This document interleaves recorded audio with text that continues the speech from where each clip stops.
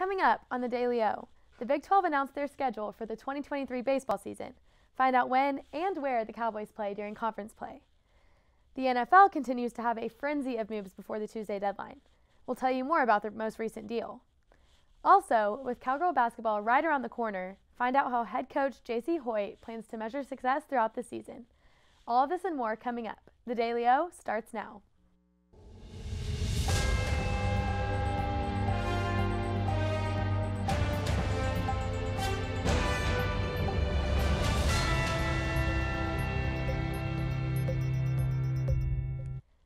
Good evening and welcome back to the Daily O. I'm Emma Lightfoot. Thank you for joining us this evening.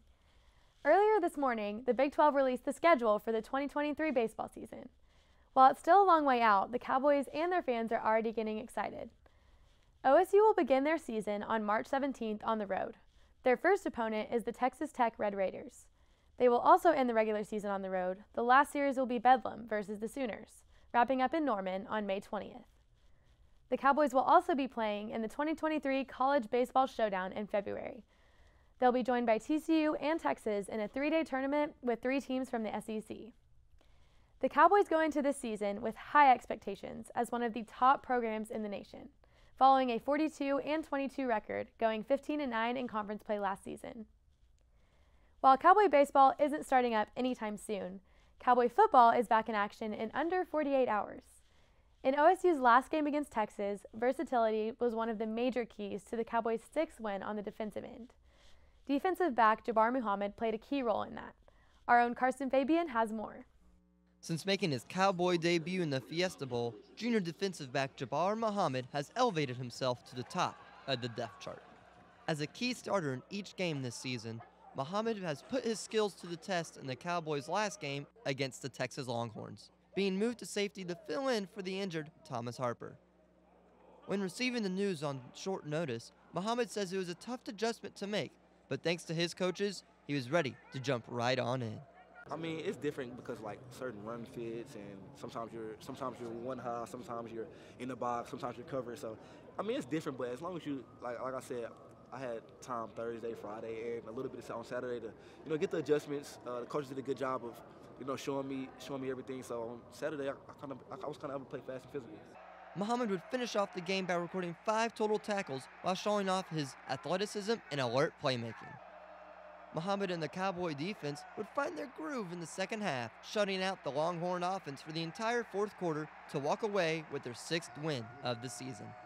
To defensive coordinator Derek Mason, it's all about preparation for his players, saying that his players must always be locked in for any situation that may arise. So, basically what we're trying to do is just make sure that everybody understands you don't know when your time is coming, but when it comes, you got to be ready. While Muhammad looks to resume his defensive duties this week against the high-powered Kansas State Wildcats, his main duty will be able to stop that quick, young receiving core, a group that Muhammad says can compare to anyone throughout the Big 12. They're all good. I feel like Malik has that take the top off ability. So does Abe.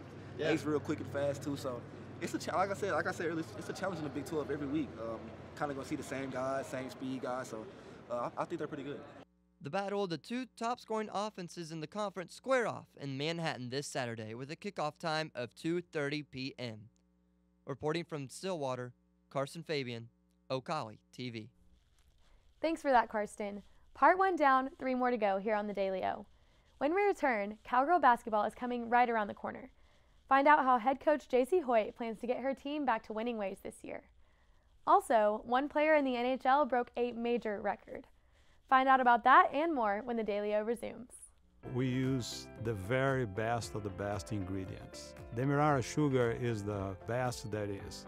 Very high quality fruits, berries. The milk we use is the best milk there is. That's why it makes our product stand by itself. I like to make yogurt because I like to eat yogurt. We've been doing this for ourselves for many years because it's a tradition in our family. And we want to have a product which would be very similar to French yogurt, but with our touch of uniqueness, linking our name, our product, with the reputation of the Made in Oklahoma Coalition was probably the best thing we have done as far as promoting our product.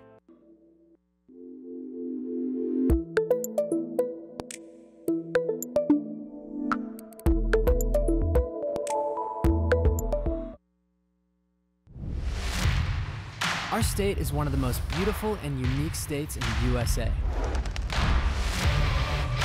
With diverse geographies, the historic Route 66, unforgettable restaurants, and some of the greatest people on the planet. With so much to see and so much to do, living in Oklahoma means one of the best vacation spots is right in our own backyard. Doesn't this story need to be told? As filmmakers and photographers based right here in Oklahoma, we thought so. And hey, who doesn't like a good road trip? So, we packed up our cameras, teamed up with Lieutenant Governor Matt Pinnell and the Oklahoma Tourism and Recreation Department, and that's how this series was born. We want to show you why traveling within the great state of Oklahoma is a great idea. So come join us for thousands of miles over the next year, from Broken Bow to Black Mesa. This is the Oklahoma Road Trip. We use the very best of the best ingredients. Demerara sugar is the best that is. Very high quality fruits, berries. The milk we use is the best milk there is. That's why it makes our product stand by itself.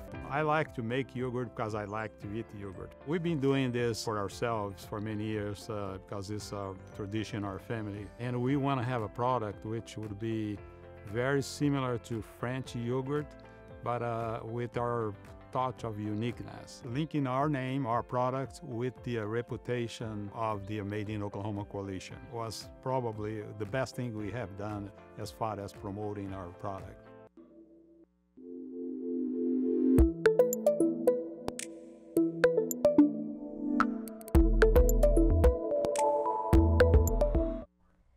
Welcome back to the Daily O. Let's take a quick look into your national headlines from across the sports world today. Starting off in the world of hockey, Vegas Golden Knights star Phil Kessel set an NHL record on Tuesday, playing in his 990th game. The record was previously held by Keith Yandle of the Philadelphia Flyers, who set it last season. Kessel hasn't missed a game since November 3rd, 2009. It's quite the achievement to not miss a game for 13 seasons. But that wasn't the only thing that Kessel achieved on Tuesday. He also scored in the 400th game of his career, making it truly a night to remember. To cap it off, his team got the 4-2 win over the San Jose Sharks. Moving on to the NFL, with the trade deadline coming up on Tuesday, the trades keep on coming. The Kansas City Chiefs got into the action earlier today, acquiring wide receiver Kadarius Toney from the New York Giants in return for a future 3rd and 6th round draft pick. The second-year receiver looks to get back into the action, as Toney has appeared in just one game for the Giants this season. In his rookie year, Toney showed flashes of promise, playing in 10 games for the Giants and racking up 420 receiving yards. The Chiefs are on a bye this week, so Toney will have some extra time to fit into the system before taking the field. This now marks the 6th notable trade made throughout the league over the past week, with a lot of time remaining before the deadline ends. Keeping things in the NFL, after a week of speculation in Foxborough, Patriots coach Bill Belichick has announced that Mac Jones will be the starting quarterback. Belichick says that Jones has been a full participant and expects the quarterback to be fully ready to go this Sunday. Jones was pulled after 3 series in the Patriots' 33-14 loss to the Chicago Bears on Monday night. Belichick said that after the game that Jones wasn't removed for the performance. However, he also said it wasn't a medical decision. Rookie Bailey Zapp replaced Jones and played the rest of the game, throwing for 185 yards and a touchdown with 2 interceptions. Jones and the Patriots will be on the road this Sunday to face off against the 5-2 New York Jets. Some tough news for Dallas Cowboy fans. Running back Ezekiel Elliott has now missed his 2nd straight practice on Thursday with a knee injury. The Dallas Morning News reported Elliott's injury could lead to him missing multiple games and identified the injury as a torn medial collateral ligament and thigh bruise. ESPN reports that he sustained a hyperextended right knee that has caused swelling and bruising. Cowboys coach Mike McCarthy said the injury is not the same as the PCL injury that affected Elliott last season. However, the injury is to the same right knee. McCarthy said Thursday that he feels confident Tony Pollard can handle the bulk of the rushing duties, should Elliott sit out on Sunday. Pollard, however, has never rushed more than 14 times in a game in his career. Elliott has 109 carries for 443 yards and 4 touchdowns in 7 games this season. With the college basketball season starting soon, the head coaches of the OSU men's and women's teams spoke to the media about looking forward to getting on the court soon. Here's what Coach J.C. Hoyt had to say about how the Cowgirls will measure their success. I think we're going to measure success just in terms of us getting better at what we want to do game in and game out. We're really focused on not the end product or the results necessarily in terms of wins, losses. Obviously, we want to win. All of our players came here to win. I came here to win. But in this first year especially, just improving every day and measuring results in terms of who we were yesterday. Coach Hoyt and her squad will open up their season at Gallagher-Iba next Tuesday to face off against Northeastern State for an exhibition matchup. Following that, the Cowgirls will officially start off their season home opener November 7th against the University of Texas Rio Grande Valley. We'll take a quick break, but when we come back, on this day, Cowboy football had one of its largest wins over the past decade. Find out in our On This Day in Sports History. Also, Thursday Night Football will be kicking off right after the show. Find out how both teams fare off going into this one. This is the Daily O. We would design something, it was set on the counter, and people was either, if enough of them said, this isn't it never made to the line. Dad was excited that they're all original. They were all designed on Mom's kitchen table, and it gets in your blood after a while. We're very happy that Pamela and Michael have taken over the business and kept the family going. We took the business over in 2017. When we found that it was available, we wanted to keep the legacy of family alive, but it was also incredible products that deserved to be a part of Made in Oklahoma's story. We were a part of Made in Oklahoma years ago, and so it kind of grew as Made in Oklahoma grew. Oklahoma is ingrained into everything that we did. We've been here most of our life. That's what we entailed our whole business on, was the Oklahoma homegrown feeling. A Golf Digest 5-star course, best new public course won and opened in 1994, and a top 100 public golf course in America since 2003. This course, just 5 miles outside of Stillwater, Oklahoma on Highway 51, is named after one of the influential golf pioneers this game has known. Karsten Creek. Karsten Creek. Karsten Creek. Karsten Creek. Karsten Creek's a modern golf course.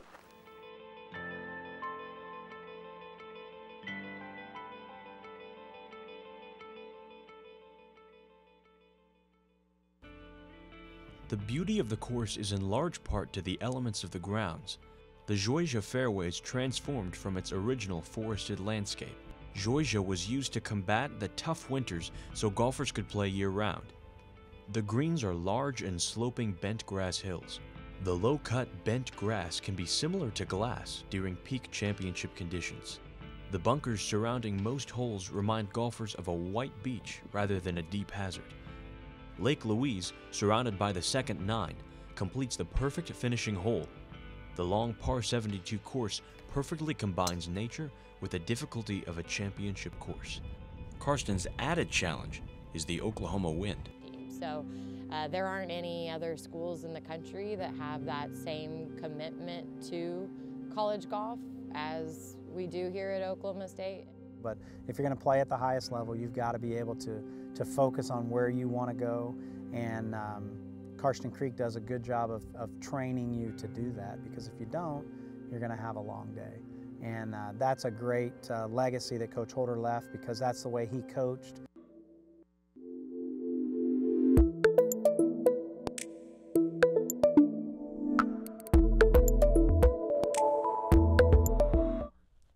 Welcome back into the Daily O. Moving over to the NBA, the OKC Thunder will look to defend their home court for the second straight game today. They'll welcome the Los Angeles Clippers, who they defeated in OKC just 2 nights ago. It was the first and only win of the season so far for the Thunder, and they'll look to keep it going tonight. The Thunder are led by star point guard Shai Gilgeous-Alexander, who is scoring over 30 points per game. Clippers guard Paul George, who missed the last matchup due to illness, is expected to be back tonight, but Los Angeles may still be without Kawhi Leonard. The game is set to tip off at 7 p.m. Cowgirl Soccer is on the road today for their last regular season of the game of the year. They're taking on the Baylor Bears tonight at 7 in Waco. OSU is coming off of a loss to Texas on Sunday. hoping to end the season with a win over the Baylor team that has lost their last 3 matchups. The Cowgirls are 10-3-4 overall and 5th in the Big 12 standings, led by all Big 12 players Grace Yoakum and Olivia Dowell. Tonight's game will be streaming on ESPN+. The Big 12 Championship Tournament is set to begin next Sunday in Round Rock, Texas. Week 8 of the NFL season begins tonight in Tampa Bay, where Lamar Jackson and the Baltimore Ravens are traveling to take on Tom Brady and the Buccaneers. The Ravens are 4-3, while the Buccaneers are 3-4. Tampa Bay looks to get back on track at home after last week's loss to the Carolina Panthers. Some notable injuries for the Buccaneers are Cameron Brate and Russell Gage, who are both listed as out. For the Ravens, Lamar Jackson's favorite target, Mark Andrews, is one to watch. He's currently listed as questionable for tonight. Tonight's game will be the first time the two teams have played each other since December 2018, when Lamar Jackson was a rookie and Tom Brady was still a New England Patriot. The game kicks off at 7:15 p.m. on Amazon Prime Video. We're going to take our last break, but when we come back, find out what happened on this day in sports history. Also, we'll send happy birthday wishes to a few sports stars. More when the Daily O returns. Ace in the Bowl salsa started many, many years ago. I was trying to find a recipe to take to a family gathering, and so I started messing around with different recipes, and I took a little bit from here and a little bit from there, and I came up with a salsa that is truly unique. Ace in the Bowl salsa is an olive oil-based salsa with tomatoes, green chilies, green onions, and black olives. There's no sugar added, it's gluten-free, low calorie, low carb, low fat, low sodium. So it's a very, very, very good alternative to any snack you may want. As of right now, I'm just looking to be in Oklahoma and having a successful business within the state. If my grandkids could ever take it over when they're old enough, that would be my dream.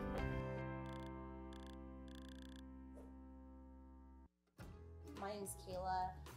I've been here since the beginning, so 4 years. Scratch is more focused on farm and mostly made in Oklahoma products, keeping it local. Sustainability is our biggest thing.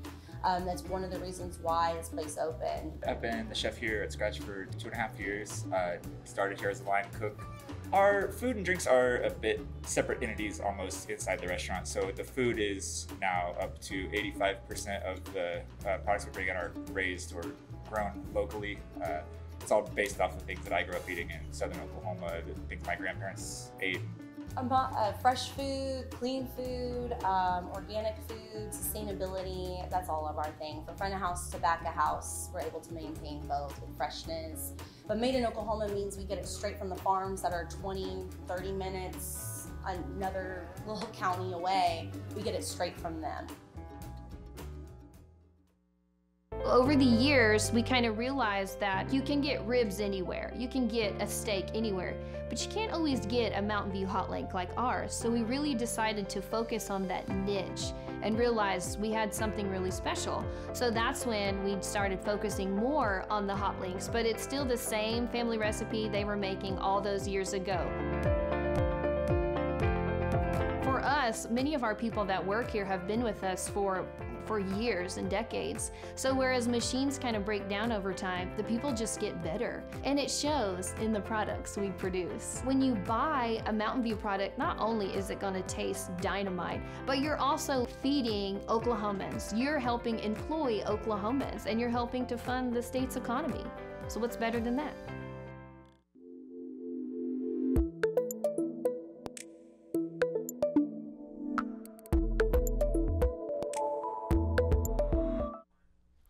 Welcome back to the Daily O. It's time to turn back the clocks and look into the sports history book for today. Keeping it all in the 2000s, let's start things off in 2004, where one of the longest sporting droughts was snapped. The Boston Red Sox broke their 86-year World Series drought, sweeping the St. Louis Cardinals. Led by a young David Ortiz, Johnny Damon, and Manny Ramirez, the Red Sox bats were hot all series long, averaging nearly 10 hits in each game.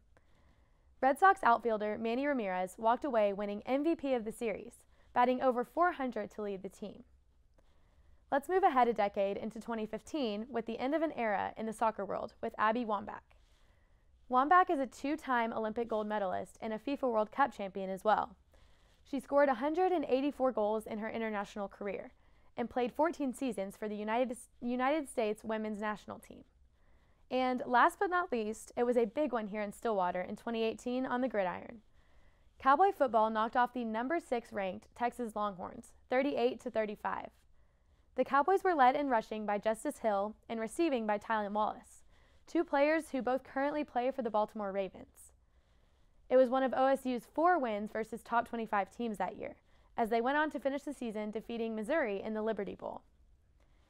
Now it's time to give a happy birthday shout out to some big-time athletes. A happy 25th birthday to Chicago Bulls point guard Lonzo Ball.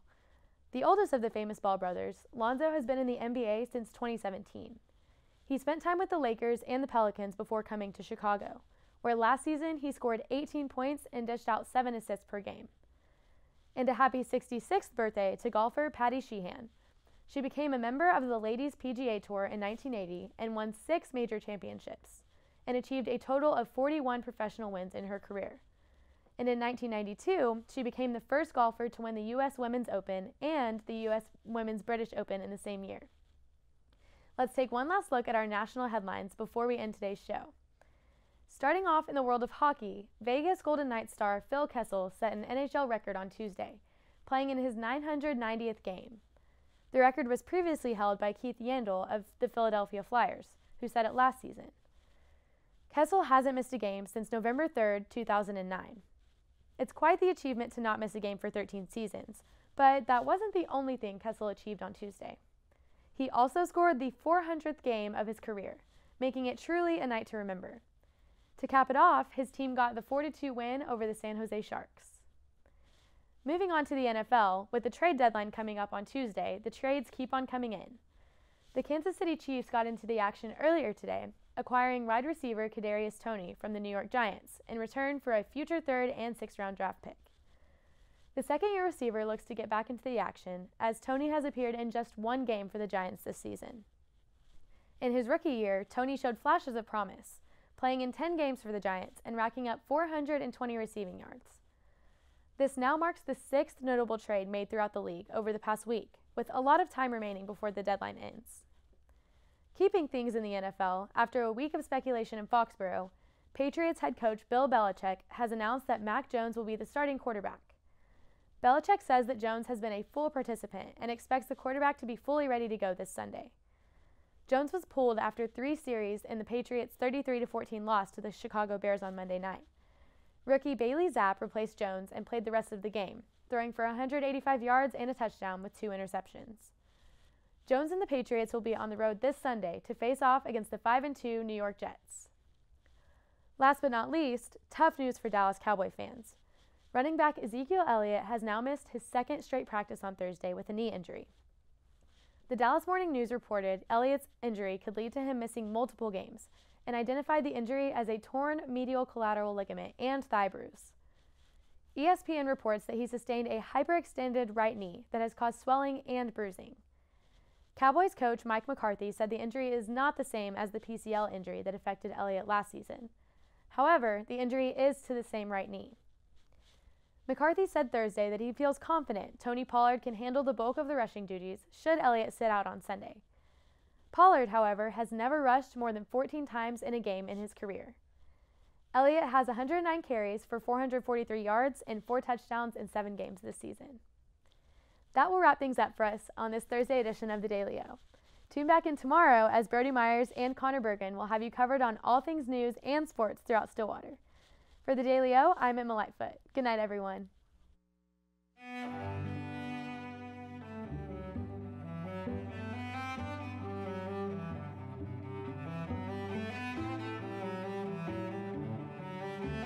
Hi, I'm Shauna here at Where the Buffalo Roam in beautiful downtown Pawnee, Oklahoma. We have a lot of beautiful and unique items for sale in the store, but our #1 items are Navajo jewelry, Pendleton blankets, and Consuela.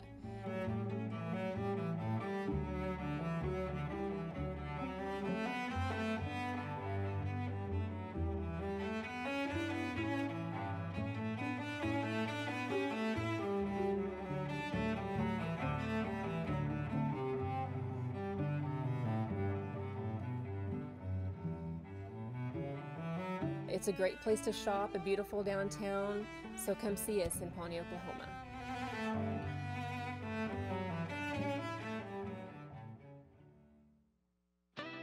My name is James Remedi. Fired Up Stilly is the name of the business, and I'm one of the owners. We all three met, the three owners, working as employees at a similar place like this. What I hope for is for everybody to feel welcome, like family. Not only do I want students to feel welcome to come here and study and use our free Wi-Fi, but also I want adults and families to be able to come in. We've built a connection with a lot of people, and Stillwater's a big community, so we just want to invite everybody to be able to eventually make their way through our doors. Well, definitely the teas, I would say. Most people fall in love with them. They just got a great amount of energy, gets you going through your day, and it just kickstarts you to get everything you need to done. For myself, it would just have to be, being the owner, owning something that, is able to impact other people's lives, and, the way we can affect our community is something that I really have always wanted to do. We love our clients and our customers that come through every day, and we enjoy getting to know them. I'm Kristen Hawkins. I went to Oklahoma State University here in Stillwater in '99 to 2004. I've always felt like Stillwater needed more family-friendly things to do, and we have opened up AR Workshop.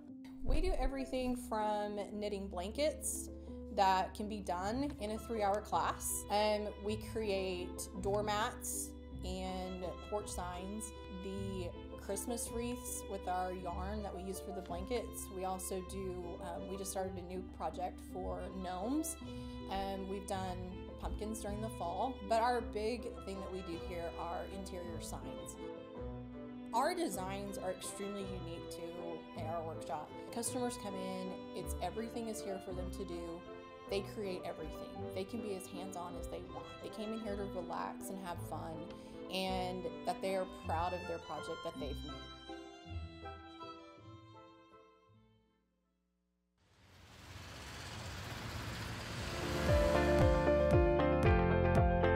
The hopes are when folks drink our water is that they'll drink it for a few days and find out the difference. They'll start feeling better because there's been no chemical in our water. There's a list of good things that we have. We don't have any bad things in it. I see the future of Divine Water as being worldwide, which will bring outside dollars into the state.